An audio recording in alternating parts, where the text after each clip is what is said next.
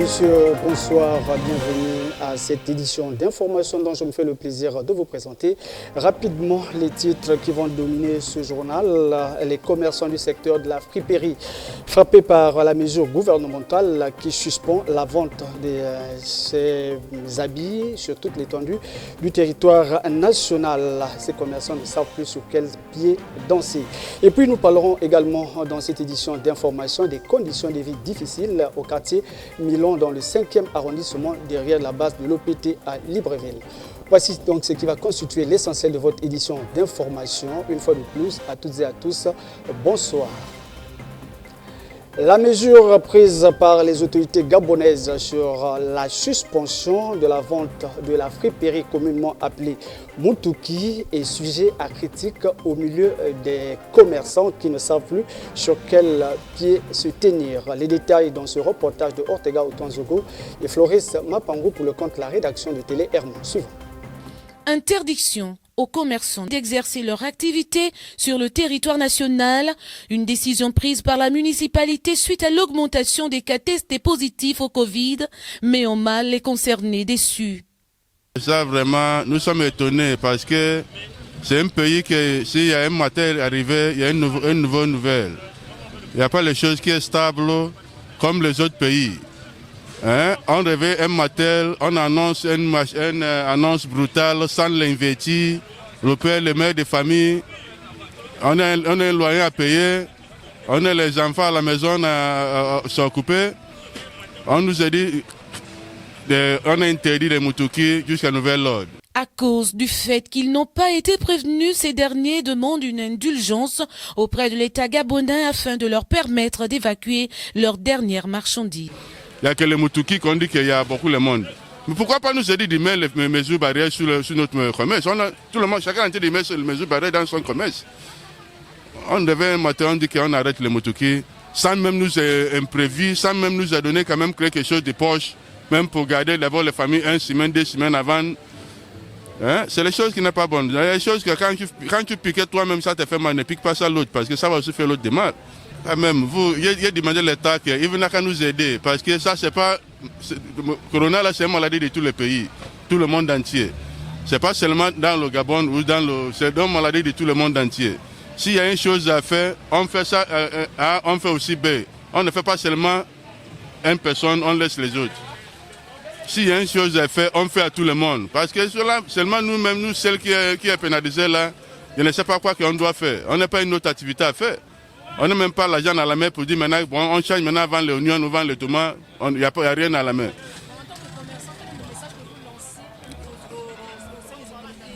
Le message qui est annoncé, c'est que s'il y a une chose à faire, même s'ils vont nous donner quand même une prévue, hein, aussi, là, jusqu'à tel moment, liquider ce que vous avez, mais vous respectez maintenant ce que l'autorité a dit. Santé étant une affaire de tous, il serait judicieux que les deux parties trouvent un terrain d'entente, car ventre affamé n'a point d'oreille. Nous le disions au début de cette édition d'information dans nos titres, la route secondaire du quartier OPT dans le 5e arrondissement de Libreville se trouve dans un état de dégradation très avancé, ce qui ne facilite pas la tâche aux populations qui ont du mal à se déplacer dans cette zone. On va retrouver une fois de plus Floris Mapango et Ortega Otonzogo pour le compte de la rédaction de Télé Hermon. Difficile pour les habitants et automobilistes du quartier OPT de circuler suite à la forte dégradation de leur route secondaire. Ce axe plutôt très bien fréquenté est unique qui mène à la voie principale, d'où le désagrément des usagers. C'est triste quand même pour un beau pays comme ça, comme le Gabon. La route, c'est pas une route. Moi, hier, j'étais à Port-Gentil pour une semaine. Quand j'arrive au port, moi là, je demande 1000 longs. Il me dit 6000. Je dis pourquoi? Il me dit les nids de poules qui sont là-bas dans votre quartier. Si tu n'as pas 5000, moi je ne peux pas amener ma voiture là-bas parce que je viens à peine de laver même ma voiture. Il y a même un taximan, le jour que je suis venu de Lomé, j'ai demandé 5000 depuis l'aéroport. Il me dit non, maman, excusez-moi, je viens à peine de laver ma voiture. Moi je ne peux pas partir là-bas. Je peux te déposer net chez le Libanais. On souffre ici. Justement, les fleurs d'eau partout, des tuyaux d'eau qui passent partout. On aura aussi besoin que la SCG fasse son travail, parce que la plupart du temps, c'est des tuyaux d'eau qui coulent sur la route. Vous savez déjà, on dit partout la route passe, le développement suit. La route de ce quartier, depuis plusieurs années, ne permet pas franchement aux riverains de marcher normalement. Et avec les petits-enfants qui vont à l'école, comme vous-même vous allez le constater, il y a toujours les mares d'eau partout.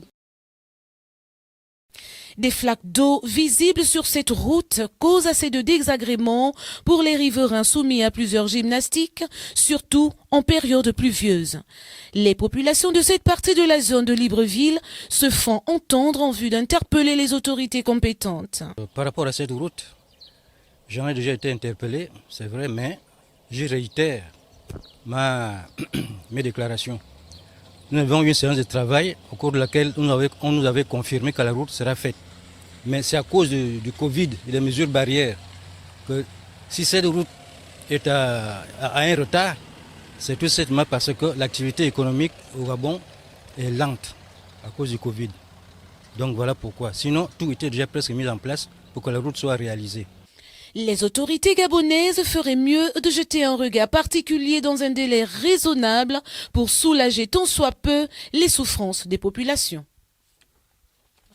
Dans ce même quartier Milan, dans le 5e arrondissement de Libreville, derrière la base de l'OPT, on parle des problèmes d'approvisionnement en eau potable, une denrée rare. Les populations sont obligées de s'approvisionner dans les puits de fortune. Plus de précisions dans ce reportage de Désiré Mbie Ningon et Floris Mapango. Suivons.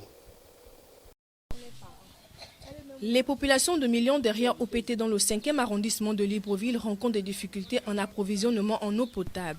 Les puits de fortune et l'eau de pluie restent les deux seuls moyens d'alimentation, surtout pour les travaux de première nécessité. On prend au puits en bas là-bas, donc on se sert avec l'eau des puits. On cherche pour boire, on boit comme maintenant, là même nous, ici là on ne boit plus l'eau de pompe. On prend l'eau chez les Maliens, on achète de l'eau pour boire. Mais pour se laver, les petits travaux, on prend ça au puits. C'est comme ça qu'on se sert ici. Moi-même, depuis que je suis venue, je pleure l'eau pour que je me lave. L'eau vient à 3 heures du matin.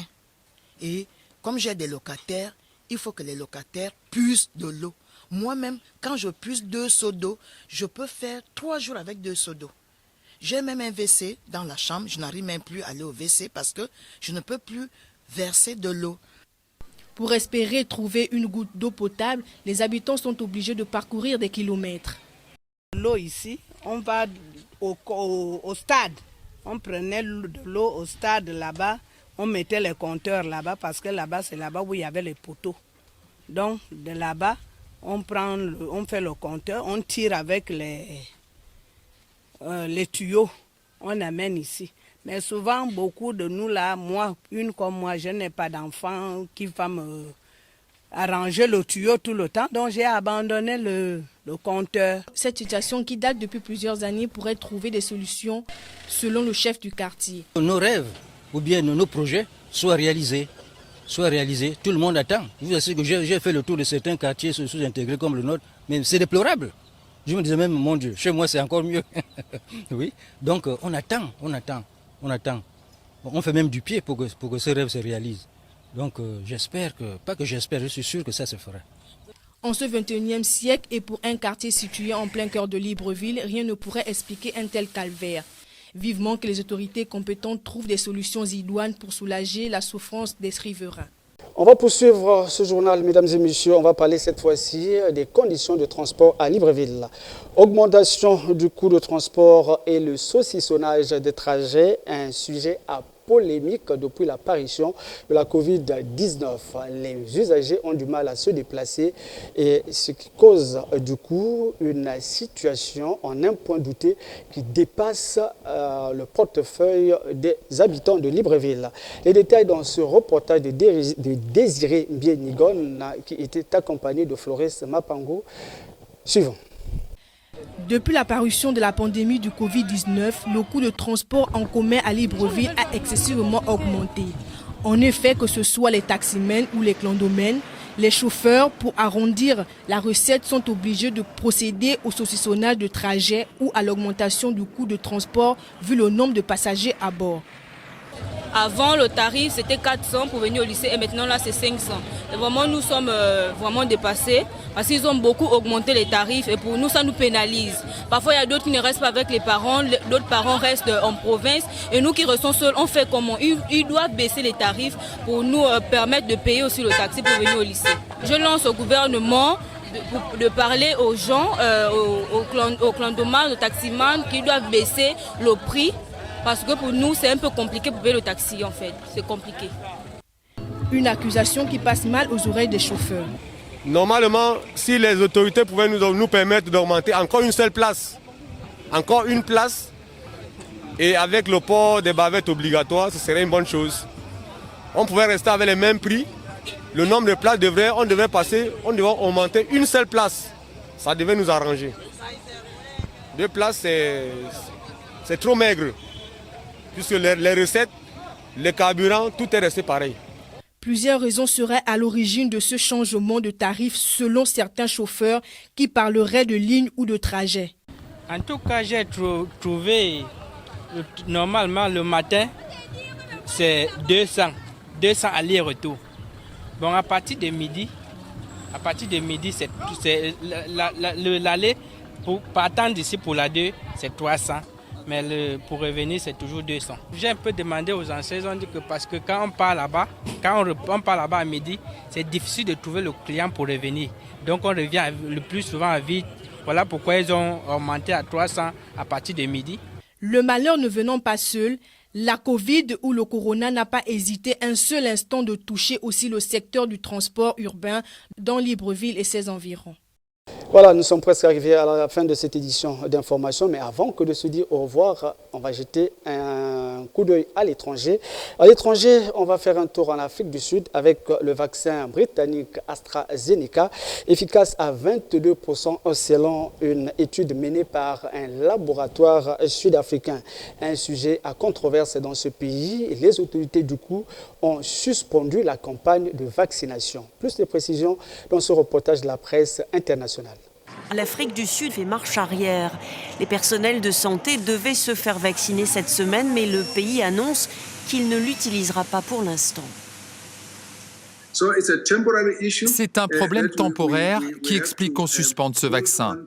Un problème temporaire jusqu'à ce qu'on en sache plus. Quand nous saurons à quoi nous en tenir, il est possible que nous l'utilisions de nouveau. Le pays s'appuie sur une étude. Elle affirme que ce vaccin britannique offre une protection limitée contre les formes modérées du variant sud-africain chez les jeunes adultes. Probable aussi qu'il n'empêche pas la transmission d'une personne à l'autre. L'utilité du vaccin AstraZeneca est de plus en plus remise en cause. Plusieurs pays, dont la France, ne le recommandent pas non plus pour les plus de 65 ans, faute de données suffisantes. Aujourd'hui, un comité d'experts de l'Organisation mondiale de la santé doit définir les recommandations d'usage pour ce vaccin qui afficherait une efficacité globale, pour l'instant de 70%. Voilà, c'est par ce reportage de la presse internationale que nous vous disons au revoir. Le plaisir a été pour nous de vous avoir servi, mesdames et messieurs. Je n'étais pas seul, toute l'équipe de la rédaction de Télé Hermon m'a accompagné pour accomplir cette noble mission. Je vous dis au revoir. Portez-vous bien. Bonne suite de programme sur Télé Hermon. Au revoir.